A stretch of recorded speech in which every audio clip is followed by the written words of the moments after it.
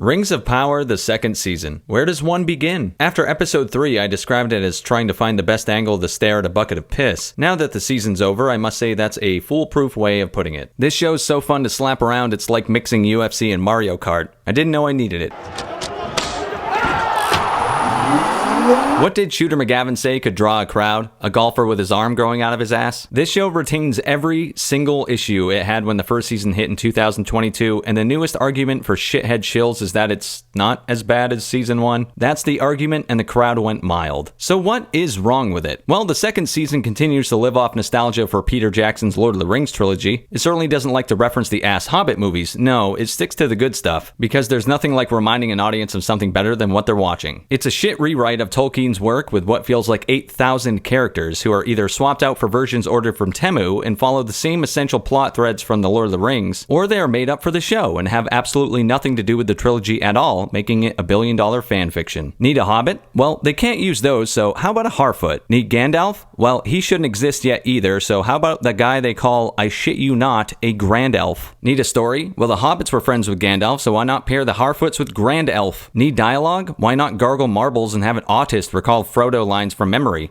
What's the matter, smartass? You don't know any fucking Shakespeare? The dialogue might be the most cringe in television history. Even if She-Hulk or The Acolyte is worse overall, this show is a disgrace to its source material with its faux Tolkien speak. Almost like the show absolutely hates the creator of the sandbox the writers are playing in. The dialogue is so horrendous, there isn't an actor alive who could turn this pig into anything redeemable. It's hard to say the cast is awful. I mean, they're definitely awful in this show, but I don't know if they're adding calories to this mukbang because they hired essential unknowns for the majority of the roles. The acting in this show absolutely sucks because the actors, good as they may be, have an idiotic script they have to work with. The characters are absolute dumbasses whose motivations change at the whim of the plot. Adar hates the elves and wants them dead, until he doesn't and wants peace. Celebrimbor gets tricked by dad joke level cliches. Not Gandalf, who's revealed as Gandalf through the bullshit mystery box style storytelling popularized by the show Lost, is the equivalent reaction to rat poison. As in, no shit, just kill me. This guy's entire story arc this season is walking around utterly fucking bewildered going, ah, and he finds a stick like he's in Harry Potter looking for a wand. Compelling. Let's stretch that through an entire season. But fear not, they have 20,000 other characters to divert off to and bore you with. This show has way too many stories happening all at once, and it would be different if they didn't all suck shit. Now let's get into the episode breakdown of this part of the compilation series, my personal favorite thing to do. And as always, everything is time-stamped for your convenience, but if you do watch the ad, it's always appreciated, especially since it's Rings of Power I suffered through. Flexi Spot is part of the standing desk revolution that's happening right now, pioneering a boldly comfortable view of the future. Flexi Spot's electronic standing desks have reached 10 million customers across the world. Flexi Spot was nice enough to send me an E7 Plus standing desk, and I picked a gaming desktop, and it's fantastic. It feels like a hurricane couldn't move this thing. The stability is amazing because a desk can have all kinds of features, but what's the point if it's wobbling every time you lean on it? It has 540 pounds of static capacity, and with weight on it, it stays stable regardless of what height it's at. And as you can see, this thing can go up outrageously high, so, you know, even Shaq could use this thing. FlexiSpot provides all kinds of standing desks and ergonomic chairs to meet your demands. If you want a really stable frame for premium use, I'd recommend their E7 Plus standing desk with 4-leg design. You can pick your own desktop. The gaming desk is the one you saw here, and they have comfortable ergonomic chairs with flexible adjustment for back support. It's compatible with a variety of desktop accessories, has integrated USB ports directly in the keypad, and comes with a 15-year warranty. FlexiSpot is having a Black Friday sale right now, with items up to 65% off and a chance to win free gifts. Use my code YTE730 to get an extra $30 off an E7 standing desk. Thanks to FlexiSpot for sponsoring this video, and now back to my nightmare that is Rings of Power. Episode 1. We start with a 3+ minute recap of Season 1, just in case you forget how ass it was. Your people have no king, for you are him. He is him. The real season starts as a flashback, right before Sauron meets Galadriel in the middle of the ocean. You remember that bullshit, right? Well, Sauron's hanging out just chilling with the orcs, looking like the guy Ed209 killed in RoboCop. Seriously, look. Since this show is not Lord of the Rings by consensus, he is therefore not Sauron. So please indulge me with some nicknames as we proceed through this fisting affair. So Sauras is giving a speech trying to get the orcs on his side. He does this by telling them everyone thinks they're pieces of shit, from elves to dwarves to humans. And to prove this, he stabs one to death. See? He thinks you're a piece of shit too, but you know, he's a benevolent prick. Head orc turd Adar goes to crown him and he's like, "Gotcha, bitch!" and gives him the old right there Fred. Sorass is like, "No one makes me bleed my own blood." And Prometheus goos himself all over the place. Yes, he turns into Venom for a second and escapes via rat before stumbling upon a group of travelers he'll wind up in the ocean with. He joins them after hearing some faux Tolkien dialogue about how to be good, and wham! We get to see how Sauron ended up meeting Galadriel in the middle of the fucking ocean. Thank God we know, now it's not coincidental stupidity. The story finally gets going in this hour-long slog when we meet back up with Guy Ladriel. Let's dive into this banger dialogue, shall we? Your companion, this Halbrand, was not who he claimed. Who is he? He is not what I thought. If you want to know how they stretch this bullshit out to 8 one-hour episodes, there's a fine example. People just repeat things the other person said because that sounds great, I guess. Your friend is not who you thought he was. Who was he? He is not who I thought he was. Who is this man? He is no man. Shut your fucking mouth! Shut the fuck up, you cunt! Hey guys, she said the thing. I am no man.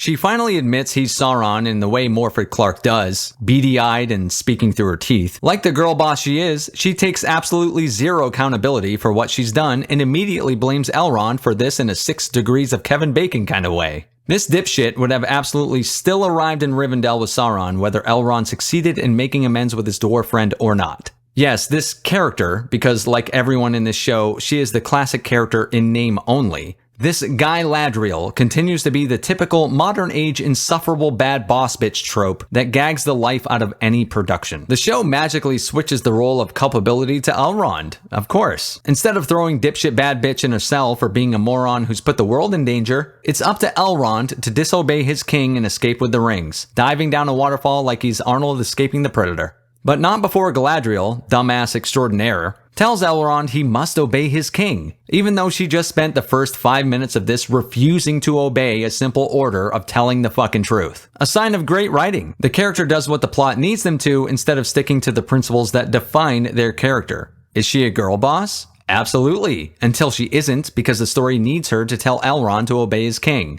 after she just disobeyed her king. Fuck you, audience. Elsewhere, Sorass tries to bargain with Adar, the Rat King, to let his people go in exchange for info about the rings. Adar's like, nah, and slaps him around a little bit. We flip over to see what the other characters you don't care about are up to. Nori the Not Hobbit and Not Gandalf are wandering through the desert talking about how hungry they are. Maybe start with the food you have stuck in your fucking head. What does that smell like exactly, and what utility does it have if not for eating? Fuck it. I guess Not Gandalf can finally say more words than corny shit like, I'm good. So hey, progress. He blows open a tree to reveal the food they'll be eating for days. Bugs. Yeah, fuck the actual edible food you have dangling off you. Eat the bugs, you moron. In the Grey Havens, random faux Tolkien character gives more fake Tolkien dialogue. I swear, it's like the writers read the books and decided every character has to talk in insulting fanfiction level Tolkien speak. Perfection. Perfection only exists in Valinor. Why does every character have to speak like this? I perceive you carry something in your charge.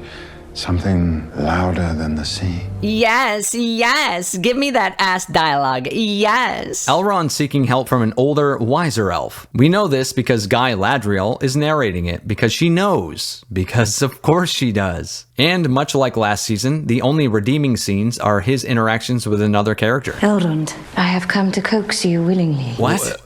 Fuck off. What? Strong woman tries to convince Elrond to not destroy the rings, and the character assassination of Galadriel continues. Besides this character simply not being the real thing, why would anyone like this person? The writing has been so poor over 9 episodes spanning 2 seasons that there surely isn't some character arc in store for her. And even if there was, she shouldn't need it. Let's recap. She's been a headstrong dipshit who gets her friends killed, and openly lied to her friend and king because she fell for the fucking Lord of Darkness and is embarrassed by it. Then she starts pointing fingers at Elrond to deflect from her own idiocy. But yes, let's listen to her about what to do with the rings. It's season 2, and this Galadriel in name only is still the quintessential girl boss of the meta-modern age. You know the one. Devoid of actual consequences for her impulsive behavior. The girl boss that has no hero's journey. She's already great because the writers ignore her actions. She's just waiting for the other characters to recognize her greatness. Fuck this character. We return to the not Hobbit and not Gandalf, and shocker, her little friend was following her, just like Merry and Pippin followed Sam and Frodo. Get it, you guys? Let's seal clap again. I remember this. Yes, yes. Soras is set free by Rat King, and dipshit old man brings back the rings to Rivendell after being swept up by their power. The funny thing about strong woman getting a ring is that, sure, the power they wield is clearly too strong for most of them, so in one sense you can't blame her for picking it up. But she was already a complete dumbass to begin with, so yes, you absolutely can. We end up with a replica of a shot you remember from the prologue from Fellowship of the Ring, because you remember that, right? They did the thing. They did the thing. Yes, yes. Episode 2. We start off with another recap, and the one thing I liked about last season doesn't hold up very well on rewatch. Whoa. Elrond and Ginger Dwarf's relationship was the most interesting thing, or so I thought, until I heard the dialogue again. A mountain's like a person. Sing to it properly. It will reflect your song back to you. Bruh. As if he was fired from my own mother's womb. Shit. It is a table of shit. Oh yeah, and Feminem. Guess who's back? Back again. Thanks, Nerdrotic. Forgot about that happy horseshit, didn't you? So did I. I memory hold that, but like Tommy Lee Jones in the contrived MIB sequel, it's back in my brain again. After the recap, Galadriel's fantasizing about the consequences of her actions because she's certainly not receiving any. The elves are trying to plan an attack on Sauron, but the god-awful dialogue keeps getting in the way of any momentum the show might muster. It does not take the eye of an eagle to see your thoughts have flown far afield. If I tried to make fun of everything worthy of it, I'd pause after every line of dialogue, so I'm going with the ones that made me actually laugh out loud. Soras arrives to see Celebrimbor because he still needs Captain Dipshit to complete his plan of ring domination. Oh, that's a nice shot. A broken clock's right twice a day. Yes, indeed. This shot's beautiful. A sad aspect of the show is how wonderful some of the CGI and cinematography is. What a waste. A quick cut to Whitey non-binary, who's getting a verbal lashing for not capturing Not Gandalf at the end of the first season. And then we flash over to Not Gandalf himself as they try to pick a name for him. Whether it's Disney and the Acolyte or Amazon and Rings of Power, there's one thing you can count on. Mystery box plot points that have excruciatingly obvious answers. Not Gandalf uttered the most epic line of dialogue in the history of media last season when he said, "I'm good," to make it clear who he's supposed to be, or at least remind you of. Will the show subvert expectations after being called out for the obvious? And if so, will the writers pull a Zack Snyder and claim they totally meant to do that after simply reacting to criticism? Let's find out. To further their application for the most uncreative and lazy people in Hollywood, the writers decide to remind you of a much better, thoroughly enjoyable, intense scene in Fellowship of the Ring. Remember when the Nazgul stalked Frodo, Sam, and their lot on the dirt road? So do Patrick McKay and John Payne. I'll never understand why Hollywood does this. Why would you want us to be reminded of something better than what we're watching? It just makes me want to watch the real thing. Because a room is like a songbird. May sound filling from afar, but up close it's an empty feast. Blank stare. You mean your grandchildren? They're well. They miss tugging your beard, of course. Blank fucking stare. The fuck? Who approved this line? Then Disa and Ginger Dwarf argue over the fractured relationship he has with his dad, and Strong Woman and Elrond are discussing their fractured relationship after Soras played Giga Chad and turned her into a trad wife. This show is so fun and totally not boring at all. More absolutely riveting and not boring shit happens next, if you can believe it. Don't believe it. Not Gandalf passes out right before they find a well in the middle of the fucking desert. Right on. Love it. Love it. Oh look, Not Gandalf and the Not Hobbits meet the Not Nazgul. At this point, we're 10 episodes deep into the series, and I've drawn this conclusion. I like the actor who plays Not Gandalf, but when Nari and Not Sam get wiped out in a sand tornado, you realize spending nearly 12 hours with characters you still don't give a fuck about is a complete waste of time for your typical viewer. No wonder less than a third of the people who started season 1 actually finished it. Soras arrives at Celebrimbor's, who's apparently so unbelievably intelligent he can't even make an umbrella for himself, but not smart enough to see past the child-level form of manipulation Giga Chad uses. "I can't trade with you. Be gone." "So you've spoken to her? Strong woman? What do you speak of?" I know when I'm not wanted. Wait. Are we friends? Of course. No room for secrets between friends then. Who wrote this shit? Oh, wait. I haven't really thought about this until now, but they have this big confrontation and conversation in the pilot, and then that conversation is sort of mirrored. I saw that.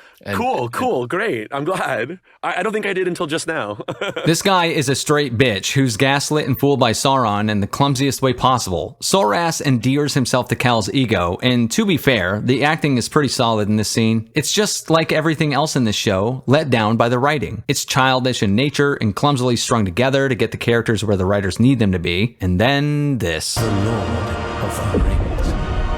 Holy shit, guys, they said the thing. I should have put a seal clap counter in this video. Oh, and Rings of Power is giving the Acolyte a run for its money for worst makeup effect with that fucking wig. Big oof. Episode 3. You'll be shocked to know this episode starts with yet another recap. A lot of shows do this, but Rings of Power seems to need one. It's so boring the showrunners know you won't remember shit, even if you're one of a handful of people able to mukbang this turd. The episode actually starts with Horseman unable to horseman. His pony so upset he decides to let it go. Where does it end up? Why, it finds Not Isildur, tangled up in a web because you remember that visual from Return of the King, right? Oh, I remember. Isildur's story is a microcosm of the baseline blandness of this trash. We know his fate, so there was zero drama in the cliffhanger when he went missing at the end of Season 1. And much like Season 1, time and distance means absolutely fuck all as the horse essentially teleports to where it needs to be. Queen Regent, the blind baddie from Season 1, is ascending to the throne following the death of her father, and people are p-fucking-o'd about it. We tired of playing with your ass, nigga. Then this dude takes a swig of his booze and slaps it down on someone else's table like a total Chad before insulting the meta-soy white boy, who backs down like a complete bitch, obviously. There are some dangers in this world about which it is a father's burden to know. Trust me, my son. Wait, what the fuck is this? In the words of my friend Mega Geek, what's all this then? The orc, as you can see, is comforting his orc baby and orc lady. The essence of evil in Tolkien's writing has become a victim itself. Victim to modern audience capture. Let's deconstruct fucking orcs now, shall we? As of this writing, they're portrayed as living in a gray area, where we see their kids, a family, display worry and fear about their safety. Why are we dismantling and analyzing evil? Oh right, it's what we do nowadays. Nothing can be left alone, nothing can represent an idea, in this case irredeemable and evil. They have to somehow be sympathetic. It's what bad writers do. They use fashionable tropes. Next, Cuckabrimbor and his bull arrive to see the dwarves. Durin specifically, because Soras and his horrific headpiece, know the king won't be easily fooled, but Gingers are. Cuck and Soras want Mithril for rings, more rangs of power to give to the dwarves. Ginger doesn't trust Soras, and Celebrimbor is an utter dumbass. I cannot stress this enough, a complete moron. He has absolutely zero solid principles and lacks conviction in every possible way. And whether he's written that way on purpose or not, there's one conclusion. The writing here absolutely sucks. Alright, let's go. He tells Sauron they have time to wait for an answer. Sauron says, well, here's some more shit I've been hiding from you. Your High King doesn't know I'm here, and he doesn't think dwarves should have this power. And that's it. That's what it takes for Celebrimbor to flip, on a dime I might add. He instantly says he doesn't have time and the king can go fuck himself. Not only that, but he writes a letter of lies to the High King. So is Sauron extremely manipulative and appeals to their ego, or is the writing ass? You decide. Elsewhere, Isildur comes across a new plot love interest after she stabs him in the leg, and he's a masochist, so it entices him to bring her along. They get jumped by some of Adar's minions because this story has zero action and needs it to be somewhere, and it's a perfect excuse for Blackulus to show back up. Once they get back to their village, apparently the shitty girl boss actress with the curated eyebrows is dead. I don't even remember her dying. I'll assume they just couldn't get her back, and why recast her when you couldn't possibly replicate that level of annoyance? Don Lemonless tries to reconcile with his not adoptive son. I thought we were adopting meta-ness into this show. What the fuck is Blackula doing talking to his kid? This is fucking Jesus. Motherfucker. I didn't even realize what I fucking wrote. God damn. It was mean. Do you see me fucking laughing, my nigga? Isildur sits and comforts his wench, which makes her comfortable enough to unveil her horrific acting and speech cadence. After my mum. A few moments later. Keep wondering what it's like for her. The daughter of someone who had a visit from William Shatner, I suppose. Oh no, she's a bad Actress. Lemonless is not Kid Theo, tries to join Adar's little army, pretending to be loyal and flashing a fake brand he gave himself, but gets himself kidnapped by Adar's cave troll friend who's not in a cave. The following day, blind cat lady is about to be sworn in as queen when more shit acting occurs. No voice but the prayer of a king or a queen is permitted. Obnoxious actress number 3 brings out the Palantir and says, "This elf stone is your queen!" And Ren and Stimpy log rolls that shit down the stairs. This guy screams, "Murder!" because they can't even find decent extras, and I burst out laughing when I saw this attempt at drama. Then an eagle shows up and takes a shit on everyone, and there's more cringy acting from this dude who just loves it. Elsewhere, Ginger and his wife have agreed to provide Mithril for the dwarf rings, and Cuckabrimbor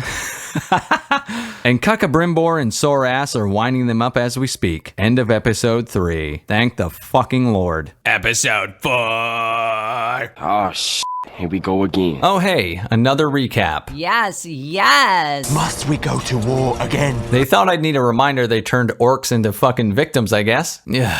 Back to this. You won't find a bigger meta signal this side of the Fortnite movie trailer for modern audience capture. He meant to say Minecraft, but he's cranky right now. How do we make pure evil out to be a misunderstood innocent? Orcs were literally created to serve. They're a force of evil that fight to the last man, woman, or child. Their fucking hands are rated E for everyone. They don't give a shit. Having an orc fear war is absolutely fucking outrageous and spits in the face of Tolkien. And if you recall, the High Elf King, I mean, he has to be to make some of these decisions or it's shit writing. He thinks Cuckabrimbor is with Sauron, so his bright idea is to send Strong Woman to track them down. You know, the woman who fell for the Dark Lord and is responsible for all this shit happening and lied about it too. Good call.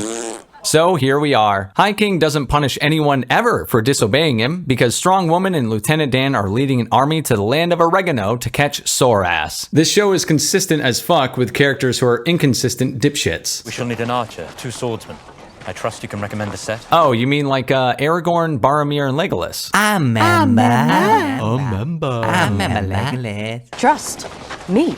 Shut your fucking mouth! Shut the fuck up, you cunt! I love that Strong Woman scoffs at the idea she's untrustworthy, as if a path of destruction isn't fucking blazing behind her as she speaks. How silly of Elrond to suggest a lying psychopath who gets her friends killed so she can do a cool karate move isn't trustworthy. It's shit.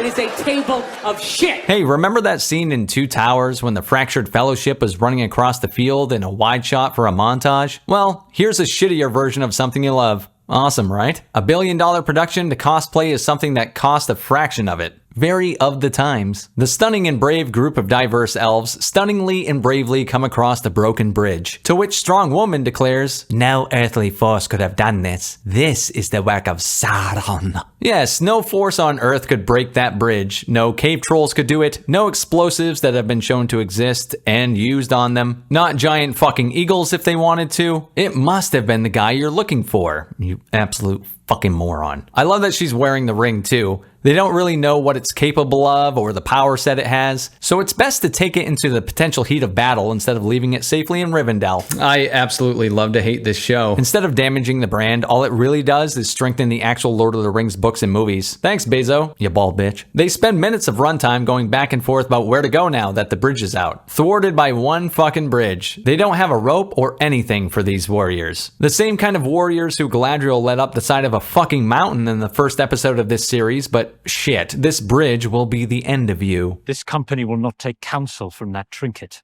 If you cannot abide by those terms, you will leave now and return to Lindon. I should like to.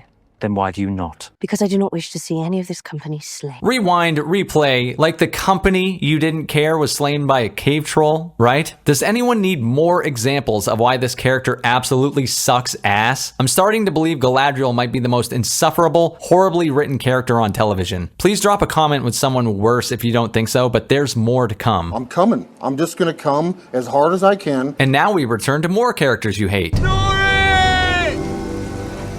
Ugh, maybe I don't like this actor. I'm good. good. Like his shitty faux television counterparts, he too is foiled by a simple trick. Wind. It sweeps away his little map after he runs into Tom Bombadil, and he tries really hard to break this branch and make a staff out of it. Look at that acting ability. WWE is more believable. Oh, gee willikers, remember old man Willow who swallowed up a hobbit? Well, subversion activated, it swallows up not Gandalf. I do remember. Sam and Frodo, the hobbits, I mean the skinny hobbit and the pudgy hobbit, the pudgy Harfoot Poppy, because they don't have the rights, and the skinny Harfoot Nori, because they don't have the rights, are being annoying turdburgers again. The silly gaggle of geese they are. They get scared and roll down a hill before running into the next diverse cast member of the moment, Merrimack, who seems to have a thing for pudding. I bet he'd like Lizzo quite a bit. You're about to meet the goon.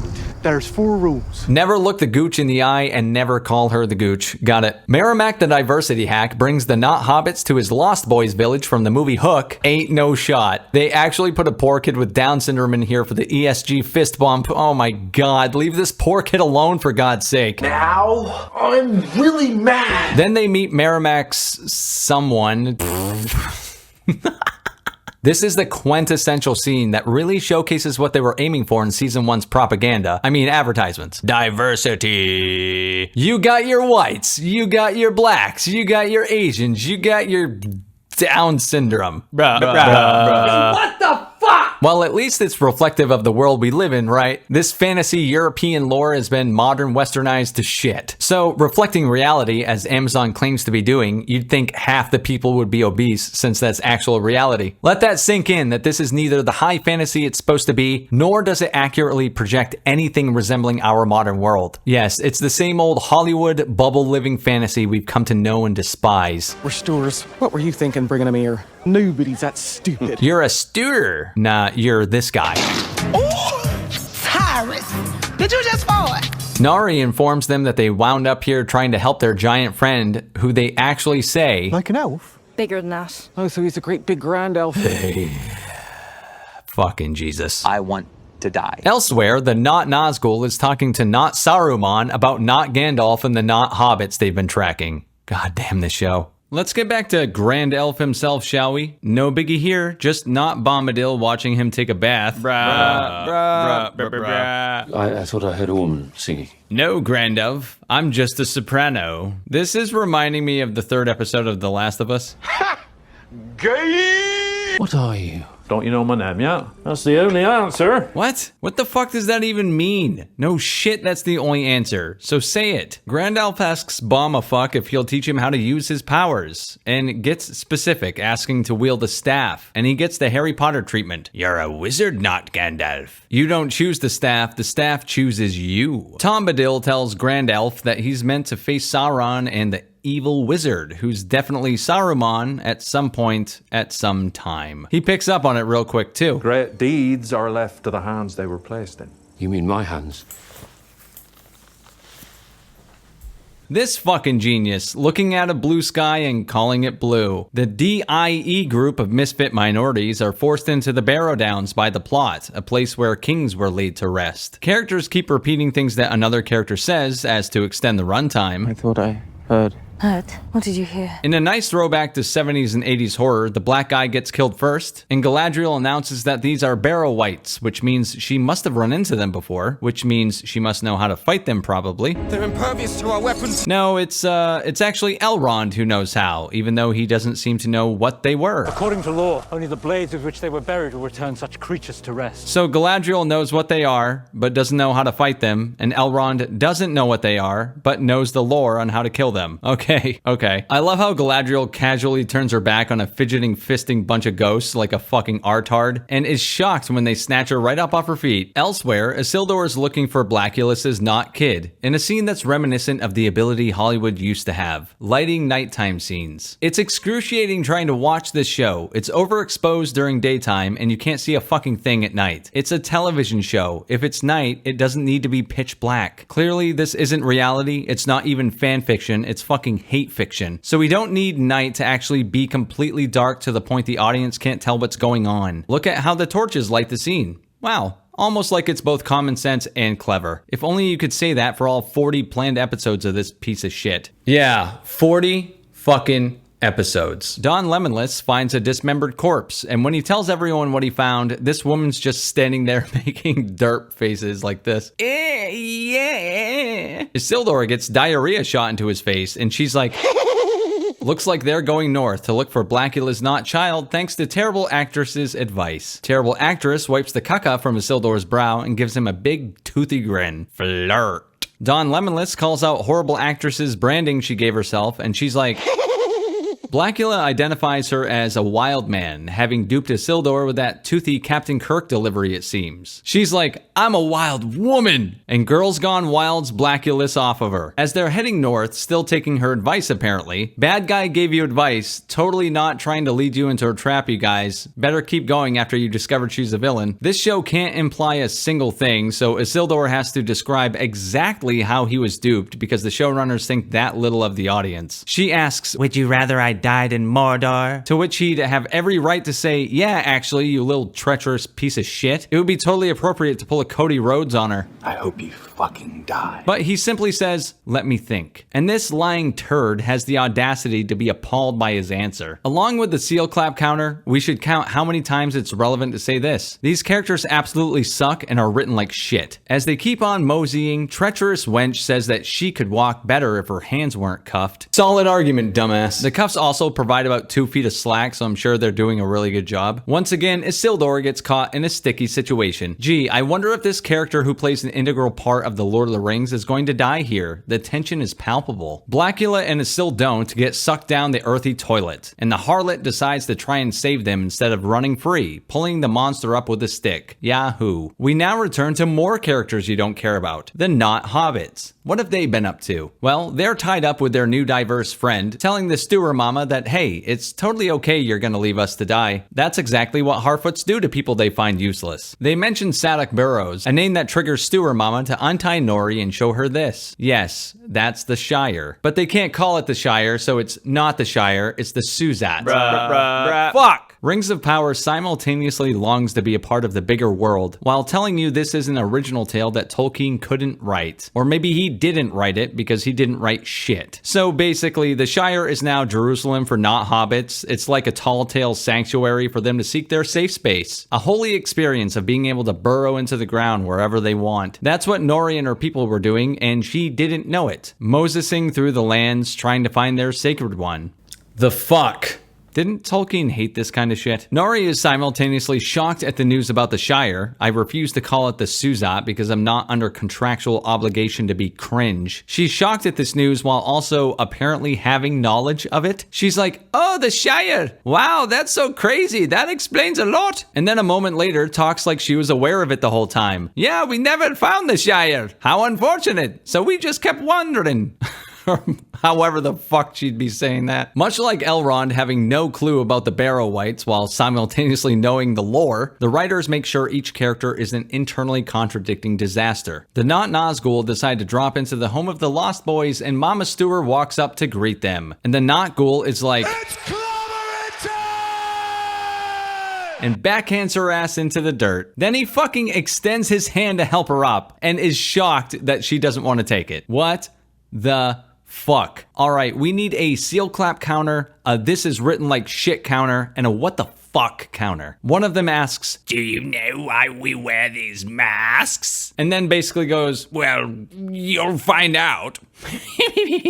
Talk about intimidating, well-written dialogue. The show is ass. Back to Elrond and Strong Woman. The show basically tells you exactly what's going to happen right before it does from this point on. It's not foreshadowing, no, it's more direct dialogue because the writers still think we're morons. I know you believe this ring is deceiving me, but I believe it is guiding me. Celebrimbor's life would be in my hands. And I promise you there will be more painful sacrifices. You will put opposing Sauron above all other considerations, even my life. Awesome, so the obviously misguided Strong Woman is going to be responsible for Celebrimbór's death, because Elrond will save her instead and take the brunt of the responsibility. Got it. Let's see if it plays out that way, shall we? Who thinks this is clever writing? Who? Drop in my comment section. I need to know. Good faith argument, please. I genuinely want to know if anyone watching this video thinks this show is well written. Back to Isildur, he finds treacherous wench asking for her handcuffs to be removed, and as soon as he does, she steals his sword. Blackula pops up to stop her, but they're all interrupted when an Ent swings his member and cleans her fucking clock. He smashes her right into a fucking rock, and this shit had me howling. Not what the show had intended for, but goddamn was it the unintentionally best part of the series so far. Small correction for the nerds out there. This is actually an Ent wife. I just had to leave this part in because it's funny and I like it. The Ents are pissed about orcs coming into the forest and chopping down trees. You remember that from Lord of the Rings, right? Seal clap. I'll reiterate what I said at the beginning of the video. The show is 100% a fanfiction rewrite of the Lord of the Rings, with characters replaced with versions from Temu in an attempt to give you nostalgia dopamine hits. The Ents are the ones who had Blackula's not child, and he was in their wooden prison. And after he convinces them of some bullshit that they'll be protecting the forest, they won't be protecting the forest. They set his not kid free. Isildur is stoked to see the wench who will turn him into a beta is alive, but not when he sees her boyfriend. Dude, this one sucks. Let her go. So, Not Kid's decision to join Adar was a one-off decision, and it's over now, because he thanks Don Lemonless for saving him. Great, glad we wasted an entire episode for that. Back to the status quo then. Elrond and DIE crew run across Adar's orcs, who fire a shot at one of their horses looking for food and miss, but strike this poor bastard instead. Ah, shit. The ring removes the arrow from his gut, and they're treating this like it's the One Ring, even with the music cue. Strong woman tells Elrond to take the ring, and she runs out to confront all the orcs by herself because, obviously, all these armed warrior elves and Galadriel goes out to kill all the orcs. Gotta make her look like a strong woman after all. Elrond says the obvious. She didn't do it to save us. She did it to save the ring. Strong woman is stopped by Adar just as the episode hits the 1 hour mark to make sure it maintains its epic nature, and thankfully, it fucking ends. But we don't. We still have more to discuss. Episode 5. Of course, there's a recap, because unless you're following along with my video series, you won't remember shit from simply watching this snooze fest of a show. Remember that Cuckabrimbor and Soras started the Lord of the Rings narrative and convinced Ginger Dwarf and pre-internet bullied Lizzo to give them Mithril to make the rings. Also remember, I write this shit on the fly when it's a ranting video. Nope, no editing or recap for myself. Nope. None of that. In exchange for that, they themselves will get some rings. What a beautiful shot of sausage fingers. Excellent choice by the director. King Durin scoffs at his Ginger Dwarf son while the ring tells him where to dig, and when Ginger protests, he's like, "Shut up! Shut the fuck up!" It's supposed to come off like the ring's making him do this, but I'm pretty sure he's always been this kind of dad. Oh, and a tangent, if you pause a show when watching Amazon Prime, the actor's info pops up, and this is this poor guy's headshot. After hours of digging, he busts through and light pours in, then stupidly turns around and says, "When I tell you to dig, you do so." Bruh, shut the fuck up. You're the king. You stood there and dug that out because you're a stubborn artard. You could have made anyone, including your ginger kid, do it with one more request. Next, the acting and dialogue are simultaneously god tier. Check this out. We bring the sun to us. At last, it is daybreak once more in our mountain. As a gift, the doors of Durin are given to Cucky Boy. Oh, remember the door? Yeah, remember. Seal clap time, motherfuckers. Let's go. You remember the password situation in Fellowship, right? Right? Soras is upset that his beta didn't keep his speech short and shuns him for it, and Cal cowers like a little bitch. I encouraged you to keep it short. He says like a pussy. I don't remember you saying that. Because you don't always listen. Back into the box, Gimp, until further notice. Cal finally pushes back against his beta ways, having reservations about giving rings to men. Wait, what? Oh! Ew! Dude! Anyway, so Soras throws a fit and decides he'll go John Wick. He'll do it alone. Elsewhere, at some point in Numenor, because this show doesn't have any sense of how time works, Pharazôn, the guy who was openly discussing killing the queen in public, is talking about it openly a little more. He's talking all cryptic about his desire for power, and his son Keeman, whatever, he questions his father's thirst for it, so Pharazôn, annoyed that he's being questioned, he says, and I shit you not, he says, "You know when you were a kid, your mother prophesied you'd die in a horrific accident." This fucking show. He says it with this face too. He tells his son he better not fail at his task, whatever the fuck that vague shit means, or else. So he's the Denethor of this series, basically. Got it. Yet another character you remember kinda slotted in with the Temu version. Understood, show. Understood. Our queen. Oh god, these damn Dutch angles. Not every battle must be fought to be won. That's an actual line of dialogue that made it through multiple rounds of editing, and everyone was like, ah, fuck yeah. Regent apparently hands the reins over to Elendil, son of Goober, because she's, you know, fucking blind. Apparently, this woman's brother is dead and she has stripped Queen Regent of her power. You know, there are so many fucking characters in the show that are all equal amounts boring and annoying that I completely forgot about her story. I'm curious how many people watching are...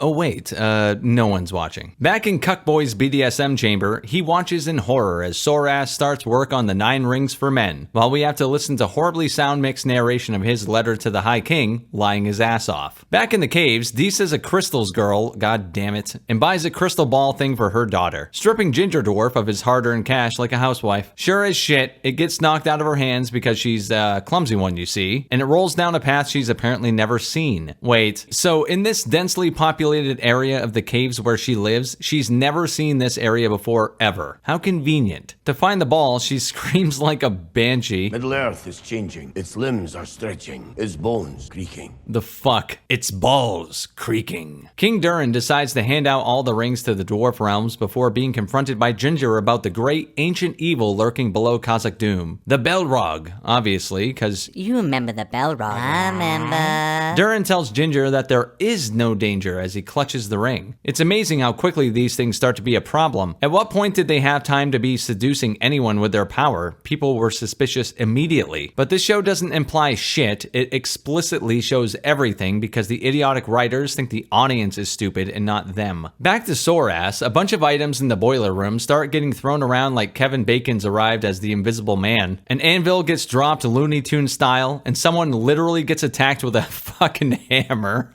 This fucking show. Before Cuckboy Michael J. Foxes his way to the source. Apparently all the rings have the same kind of power as the One Ring, so you get that sweet, sweet nostalgia-gasm. Murdanya, the blonde baddie who put the ring on and tried to kill everyone by pulling a wily coyote, isn't questioned or talked to about, hey, you just tried to fucking kill everyone. She's all confused after the rings completely messed her up. I took the drugs and the drugs are working. And the drugs are working. Ginger shows up to talk to Cuckboy about his dad, the king, growing colder, quicker to anger, and he refuses to share the other rings. Again, the subtlety is not necessary. Don't worry, guys. This show will describe everything to you. Sauron's rizzing up blonde baddie, who he likens to, why, Galadriel, of course, and he flicks her fucking hair. The guy goes from sophisticated British accent to Riz in 2 seconds. Told you not to call me here. I'm in the middle of doing this little thing. Meanwhile, Elendil is partaking in a ceremony when this soy boy Faramir wannabe busts in. Yes, he really is the modern audience version of a white guy, latte in hand and all. This shrine is condemned by order of the king. He smashes a little trinket an old man wanted to finish the ceremony with, and finally, someone with some balls throws a fucking punch. And White Boy wants to throw one back and sure does try. Valandil attacks Soy Boy for being a dick, rightfully so, and the most timid fight in a TV show ever breaks out. That's a knockout point. Thank you, Paul. Valandil has Vente Latte dead to rights, but he's ordered to put the sword down, guaranteeing he's about to die. And, yeah, he gets stabbed, dead, just like I thought. How sad. Another character you forgot about, who has 0 development 13 episodes deep, is dead. What am I gonna do now? Back to Soras and Cuck, who's gaslit by Sauron that it's his fault the dwarf rings are full of malice, because he introduced deception when he lied to his king. This schoolyard gaslighting mentality works on the mentally weak Celebrimbor because the plot needs it to, or because the character is only as smart as the writer. Pussy Boy decides to go along with Sauron's bullshit and helps them finish the rings, because the 9 rings are going to redeem the 7 by drawing power from the 3. Alright, so the strength of men will redeem them all. Got it, cause I saw Return of the King. I remember. Elrond, or the 80,000th character in the show, arrives for his 5-second cameo in the episode to warn the High King about the orcs heading to Oregano. Well, turns out Sauron's got a 2 towers situation. You remember the 2 towers, right? Oh, I also remember the 2 towers. And strong woman Galadriel makes her brief appearance when she's offered momentary allyship with Adar for their common foe, Soras himself. Episode 6. This episode starts off with a recap I actually needed. I've been away from the show for a couple weeks and I'm binging episodes 6 through 8, and I've already forgotten everything that's happened previously because the show's the TV equivalent of prison food. We start where the dwarven rings are all fucked up, because of course they are. So Cuckboy Brimbor accepts creating 9 more rings to redeem them. If the dwarven rings are already corrupting the ring bearers, what the hell is the point of eventually creating the one ring? Is the nostalgia memberberry shit worth the enormous plot hole this creates, or am I just pissing into the wind here? Fuck off. We start with Black Legolas coming across some orcs who, if I recall, were supposed to be afraid or allergic to sunlight. Anyway, like Jackie Chan, he says, "I don't want any trouble," and promptly murders them. He finds the Jack Sparrow pirate map they were carrying, and we transition to Cucka Brimbor, who's chewing up the scenery all pissed off he can't complete the rings for men. Soras walks in and tells everyone to take a break because his beta is too tired to even remember names at this point. Cannot be expected to remember everything. Earlier, I could have sworn I left my creasing hammer just here. You mean that hammer? Poor Cucky is having a dementia moment because, hey, the hammer is right there. The guy you've been questioning about being manipulative couldn't possibly be manipulating you, dog. My guy is absolutely losing his mind. I am well. Cucka asks Sauron to go ask the dwarves where the Mithril is, and I'm sure he's not going to shake them down till gold coins fall out. Soras gets standby meat and they're like, "Want to see a dead body?" And he gazes upon a poor guy who had a mafia-style message carved into his chest that asks, "Where is he?" Knowing the message is directed toward himself, he tells them to bury it. We then refocus on Adar and Strong Woman, with Adar known as the lone interesting character at this point. He reveals he has the crown of Morgoth with him and he wants Galadriel, meow, because she has an elven ring. Surprise, surprise. He also reveals that he knew Halbrand was Sauron. Wow, cool, so why the fuck didn't you try and kill him when you had him captured? Why the fuck did you leave him guarded by some dipshits and a dog? Why the fuck did you let him go just to go track him down again? This show sucks. Elsewhere, Pharazôn and his Jack Nicholson eyebrows have put Elendil on trial for high treason, where he aims to set him free because of his past service to the throne if he pledges faith to the new ruler. And this guy has the best voice. "Elendil, son of Amendil, do you renounce your crimes?"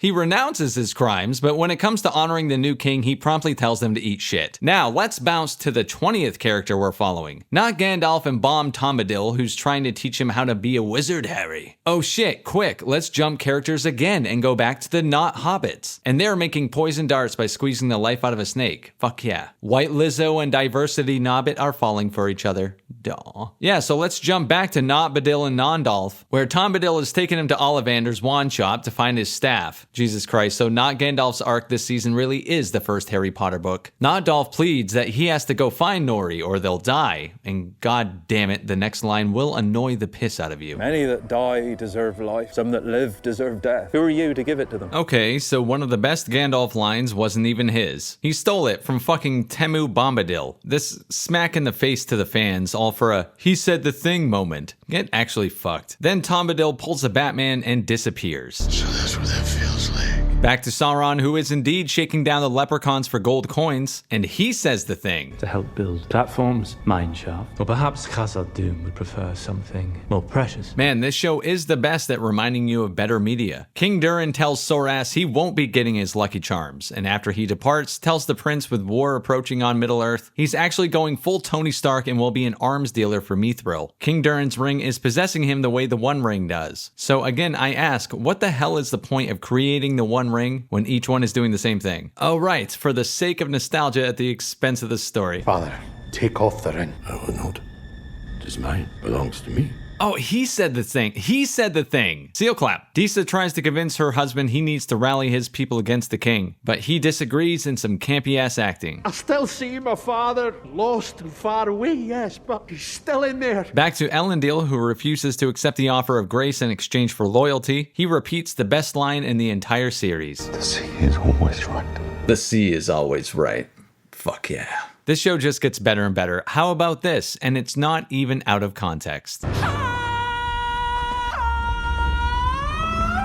Is that meant to frighten us off? No, they are.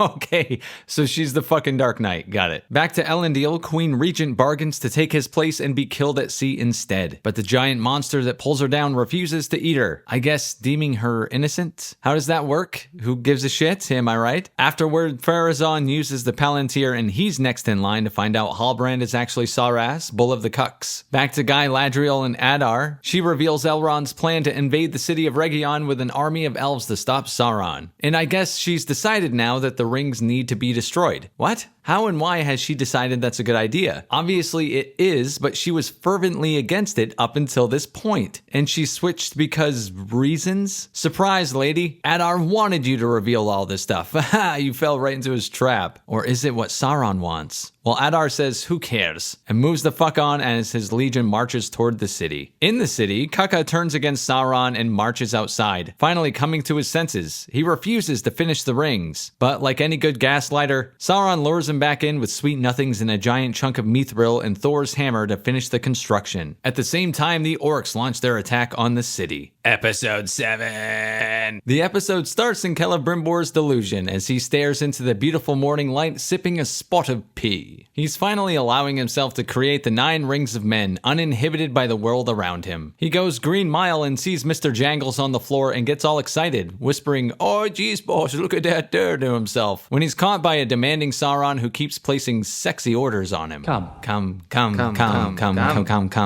Cucka Brim is slowly starting to realize the illusion he's in, but Soras convinces him otherwise and exits the chamber into reality, where everything's blowing up around him and he's just a cool guy who doesn't look at explosions. And so it begins. After hearing a lot about how idiotic this entire battle is, I have to say it really does live up to the anti-hype of being an incoherent memberberry mess and a complete piece of shit. How do you fuck this up? How do you mess up the easiest part of a show, giving free reign to your CGI masters to at least make something visually awesome, just to turn around and hamper it with the most shoddy, shitty plotting of a battle scene stretched out to a full-length episode? First of all, not only do we not care about any of the characters involved in this battle, it's not even tense enough in its own right because of illogical decisions and shit planning. So here we go, time to take on the fight scene and mock the characters and dialogue as we go along. I'm not letting this get me down. Adar's orcs are using trebuchets to launch fiery, exploding bomb things at Eregion. They're after Sauron, which is fair enough, that's the plan. You have proven your quality, Verdania. Seal clap counter guys, he said the thing. Apparently this mountain was just hanging on by a thread, but they built a city under it anyway. And some rocks being tossed into them shake the whole thing loose and it collapses into the river. What the fuck? I'm not an expert, but I don't think that's how dams work. But clearly the writers aren't experts either. We are in a fantasy show, but it's hard to suspend your disbelief when things are this stupid. Where's the water gonna go? Home? Switching it back to the dwarves for a moment, King Durin's gone fucking crazy and wants to dig for mithril and thus disrupt the Balrog's ancient Garfield nap. While dealing with all this happy horse shit, Ginger Dwarf gets wind that his good buddy Elrond has arrived. Elrond? My heart sings to see you, old friend. Well, I know Elrond will be kissing someone in this show, and I think I know who he wants it to be. Meow. Elrond promises Ginger a good time if he helps him in the Battle of Oregano, and he says the thing. I need your axe, old friend. Back to the pseudo-wannabe Battle of Helm's Deep, because it's painfully obvious what the show wants to remind you of. The orcs are crossing the giant mud pit that used to be a river, which makes absolutely no fucking sense and drives me insane. Top that tomfoolery off with the number of memberberries coming up, and this episode might be the worst one yet, at least until the finale. Sauron runs in to discuss bullshit with Celebrimbor, and Cuckboys realized he's in a fever dream and is like, "I'm tired of you pushing me around." You sought peace. I gave it to you. Whatever this is hardly a gift. What have you done to me? I have to commend Charles Edwards' performance as Celebrimbor. It's a pretty admirable bit of acting as he descends into madness and starts to recognize what's happening. It's just too bad the character he's playing as written is an absolute dumbass of the upteenth degree. So it's just fucking cringe. Soras explodes on old Cucky Boy, who walks outside to witness the destruction of the city, and the dude just totally fucking loses it. Cucka Brim puts his hand in some goo and he asks, "What's this?" And Soras just kind of gives the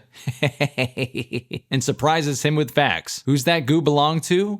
Bingo, baby. Wait, so now mithril doesn't matter if it's replaced with Sauron's blood? What the fuck is even happening? I have many names. And he said the thing. The battle rages outside in a desperate attempt to remind you of Helm's Deep. You know, that amazing battle from the Two Towers that actually had a real sense of scale and emotional weight? Cucky Boy runs out and finds Merdania, who he pleads his case to, but now he sounds like a fucking crazy guy, and she's like, "Art thou giving me the ick?" and backs away. You have to believe me!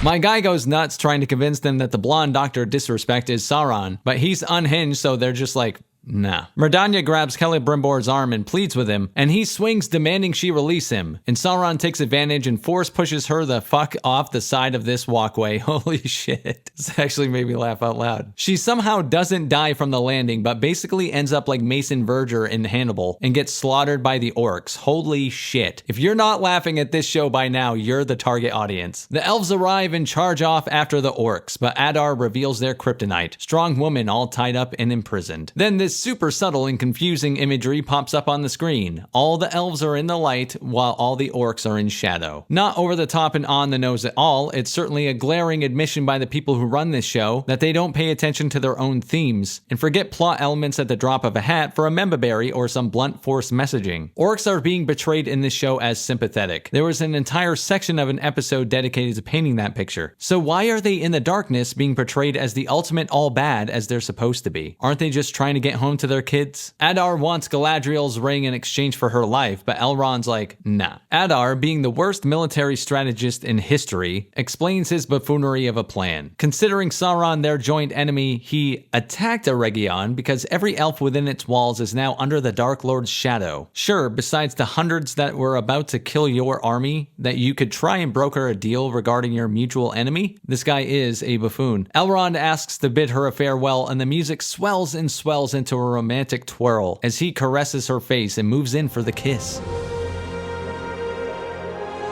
Wait, what the fuck? Aren't these two related? What kind of fuck canon tomfoolery is this now? Canon definitely matters, except when it doesn't. Rings of Power pitch meeting. Elrond says the dwarves will be arriving at sunlight, and he'll make sure Eregion holds for one more night, as seen in the Two Towers at the Battle of Helm's Deep. I mean, the Battle of Eregion. Inside the Dwarf Dome, Ginger Dwarf gets everyone hyped up to go and help Elrond, but his dad doesn't look too happy about it. Speaking of Elrond, he's fighting orcs and his horse has its throat slashed, and he's like, oh no you didn't, and kills the orc who does the bullshit knife lick thing, because you'll remember that from Peter Jackson's movies. And then he bends down to tend to the horse you don't care about. You know in slasher movies where you don't care if a person dies? Yeah, it's just like that, but here they mean it. Adar is dealing with some sympathetic pussy orcs. His troops have already destroyed 5 of our trebuchets. Many Uruk are dying. What are your orders, Lord Father? So again, are they all evil or are they sympathetic? Or is it just whatever the plot needs it to be in the moment? Adar! Namkipakai. Kinam Shupak. So we're just going full-blown bullshit. Okay, so Adar enters the tent where Galadriel was being guarded by one fucking dude. You'd think Adar, the caliber of being that once defeated Sauron, he'd be a lot smarter than to leave this prized possession under the watchful eye of Officer Dookie. Galadriel's dropping memberberries. Hey, remember when Sam and Frodo dressed as orcs in Return of the King? I remember. Oh, I remember. She's caught and is about to be outed by a few orcs when Blackulus shows up to save the day because of course he does. Why the fuck is he here at just the exact moment he's needed? Fucking because, baby, that's why. Back to the dwarves, King Durin is gone full Jack Torrance and is killing everyone via axe. And Celebrimbor's is gaslit by Sauron for hopefully the last time as he finishes up the rings. He's trying desperately to get out of his chains and he comes up with a solution. He remembers the plot of Heavy Rain and cuts off his own thumb. And wouldn't you know it, he runs into Galadriel, because you can't get more convenient than that. And they have a therapy session over there, shared love of Sauron. He hands her the rings and says, remember what Christopher Walken had to do in Pulp Fiction with that watch. Elrond and random Asian elf bum rush, something of importance I guess, and she gets shot with arrows and heroically tries to fight back, because you remember when this happened to Boromir, right? Only a slight difference between the two. You actually cared about Boromir because it was the conclusion to a beautifully painted character arc, a poignant moment of a man's last stand after nearly falling victim to the ring and almost betraying his friends. Here it's some random person that you've never fucking seen before, so it's exclusively here for the visual reminder of something that's the same but better. Next, the troll that was built up as a big deal is finally unleashed, so that it can die and not be worth the screen time it was just devoted after they got it before it makes any major impact at all. What the fuck? Why was this guy even here? Well, how about some expectation subversion? Remember when Gandalf arrived at First Light? Well, the dwarves are supposed to, and they don't. Nice, right? Subversion, right? They lose and Adar gets strong woman's ring from Elrond. As the episode ends and the credits roll, it sounds like Middle-earth Marilyn Manson starts to play. What the fuck is this fucking shit? Episode 8. We start off in Khazad-dûm, where the ring, that's by all accounts as powerful and manipulative as the One Ring will eventually be, has taken over the king. Stop me when this isn't cringe. No matter what you hear, do not follow me down that mine. Ginger Dwarf's like, take off the ring right now! And the king's like, nah, and calls him a pussy. And Ginger's like, you're right, father, I am a pussy. And proceeds to talk about how much of a pussy he is. As he's speaking, the shot is just of King Durin staring off like this, and I just started laughing after a few seconds when I realized we're supposed to take this seriously. I don't know, man, if this was a comedy, the comedic timing was impeccable. The king's like, LOL, shut up, and knocks down the wall anyway, and behold the motherfucking Balrog. The CGI is incredible for this creature, not gonna lie, but we get a member berry to interrupt any compliments I might have. The king gets his Gandalf moment and leaps at the Balrog, and I'm shocked he didn't scream, you shall not pass, as he did. We finally catch back up to the 40th character we're following, not Gandalf, who happens to run into not Saruman. You can tell he's totally not Saruman by the way he keeps calling Grandalf old friend. My faith in you, old friend, did not. Grandalf says, I was told you wish to ally yourself with Sauron. And totally not Saruman says, who, me? The not Nazgul holding the not hobbits hostage are promptly taken out. Props to the hair and makeup team for making a horrendous beard and wig for Not Yuman. Not Yuman says some cryptic shit because remember, who he is a mystery. And not Saruman the Dark Wizard gets Green Goblin-sized upset when Grandalf says no thank you. No one says no to me!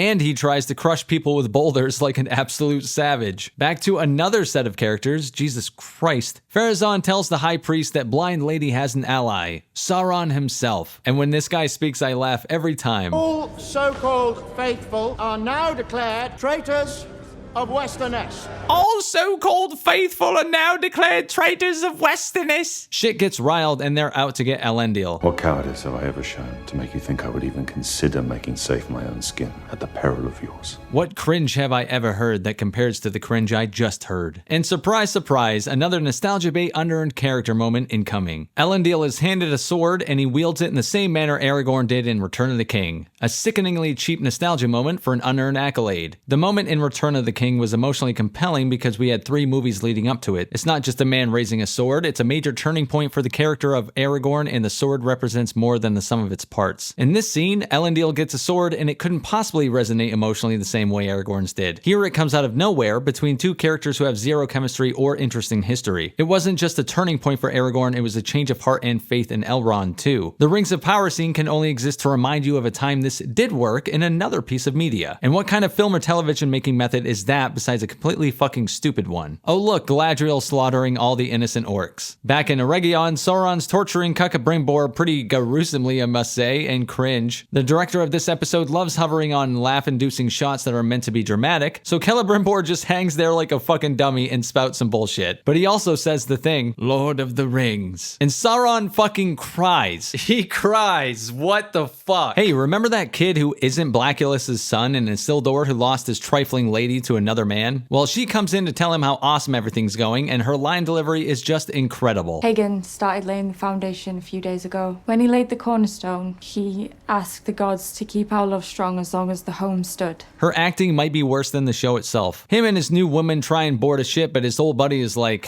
Get fucked! I accept your terms, Uruk. I have what Sauron seeks. what the fuck is up with these Dutch angles? Did Kenneth Branagh direct this turd? Adar shows Strong Woman the ring pop he got from the quarter machine, and he has at last restored. Instead of going on Freddy Krueger, he looks like an alcoholic with cirrhosis. Adar hands her the ring back and asks her to help him destroy Sauron with it. And if she does, he'll never wage war on Middle-earth again. Wait, what the fuck? Now you shift gears and want to help after all? I take anything good back I said about this character. Adar fucking sucks. Just in time because he gets stabbed to death for his trouble. The script wants this to be a noble death because he just had a babyface turn 2 seconds ago. But now I'm just watching an insufferable character with an unnatural motivation die. Oh no, an incoherent puddle of nothing is dead. Gil-galad is here and I'd forgotten all about him because he spent 95% of the show standing around a dying tree asking, "Wherefore art thou?" And the epic duel to end the season commences when Galadriel confronts Sauron. And they kind of flick their swords at each other a little bit. This is the biggest pussy pussy way to end a season you could muster for a high fantasy series. This is it? Really? He turns his outfit and hair color and he finds her kryptonite. Brown hair. She gets weak at the knees for Chad, but keeps fighting until he stabs her and turns this into something I can enjoy. Galadriel dying. Now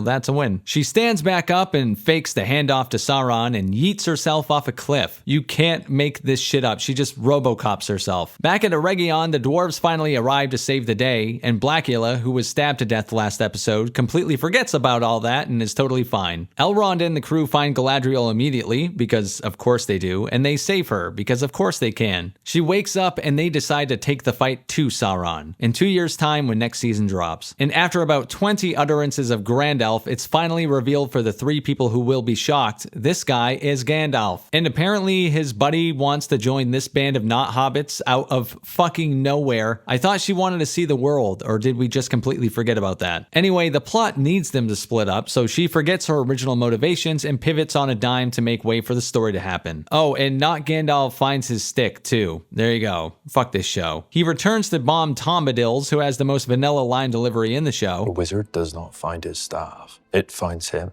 like his name. Gandalf. Then dipshit Tom impromptu sings about himself, describing himself in attire he's not even wearing. To summarize, Gandalf finds out his real name by being asked, "Is it your name?" And he's like, "Yeah." And Bomb Bombadil goes, "It was all a test. Now sit down and sing a song about me, bitch." Okay. Oh, and in the Dwarf Dome, Ginger Dwarf learns, "You're not the preferred heir to the throne. Your brother might be." Wait, what? He has a brother. And at no point in 2 seasons have we ever heard about this. This show sucks so much ass. The end of season 2. This show is one hell of a torturous slog to get through, and there's no way anyone watches this show for enjoyment. No way. And rightfully so. There's no joy to be found. If you were wishing for improvements over season 1, that's really too bad. Every criticism from season 1 can be directly applied here. They've learned nothing because everyone was contractually guaranteed a second season anyway, so why bother making something worthwhile? GG's.